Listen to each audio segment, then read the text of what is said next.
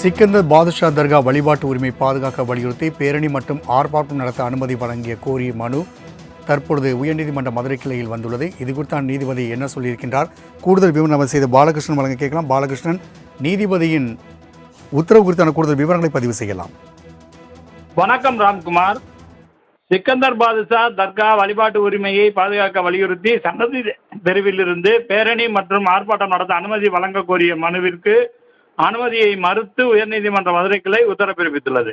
சட்டம் ஒழுங்குக்கு குந்தகம் விளைவிக்கும் வகையில் போராட்டம் நடத்த அனுமதிக்க இயலாது எனவும் நீதிபதி கருத்து தெரிவித்துள்ளார். பொதுமக்கள் நலன் கருதியும் சட்டம் ஒழுங்கை கருத்தில் கொண்டு காவல்துறை அனுமதி மறுத்தது சரியே என நீதிபதி கருத்து தெரிவித்து, போராட்டம் ஆர்ப்பாட்டம் என இதுவரை 40க்கும் மேற்பட்ட வழக்குகள் பதிவு செய்யப்பட்டுள்ளது எனவும் அரசு தரப்பில் தகவல் தெரிவிக்கப்பட்டது.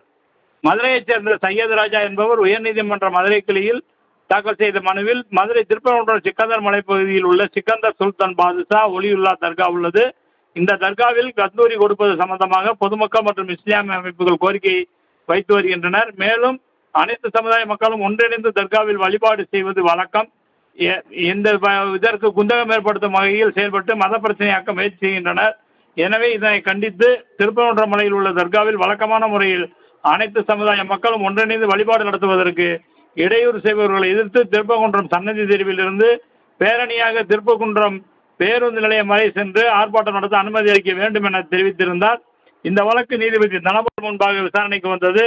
மனுதாரர் தரப்பில் ஜனநாயக உரிமையை வழிபாட்டு உரிமையை நிலைநாட்டவே இந்த ஆர்ப்பாட்டம் நடத்த உள்ளதாக தெரிவிக்கப்பட்டது. அரசு தரப்பில் கூடுதல் குற்றவியல் வழக்கறிஞர் அன்புநிதி ஆஜராகி, திருப்பரங்குன்றம் விவகாரத்தில் மத மோதல்களை தூண்டும் வகையில் ஆர்ப்பாட்டம் போராட்டம் நடத்த அனுமதி வழங்கக்கூடாது என ஏற்கனவே உத்தரவு பிறப்பிக்கப்பட்டுள்ளது என தெரிவித்தார்.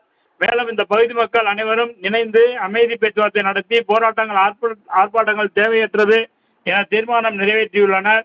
இது குறித்து கோவில் தர்கா விவகாரத்தில் இதுவரை 40 வழக்குகள் பதிவு செய்யப்பட்டுள்ளது எனவும் தெரிவித்தார். இதனைத் தொடர்ந்து நீதிபதி, சட்டம் ஒழுங்கு பிரச்சனைக்கு குந்தகம் விளைவிக்கும் எந்த ஒரு போராட்டத்திற்கும் அனுமதி வழங்க முடியாது.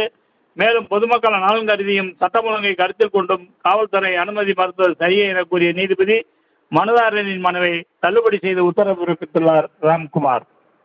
கிருஷ்ணன், தகவலுக்கு நன்றி.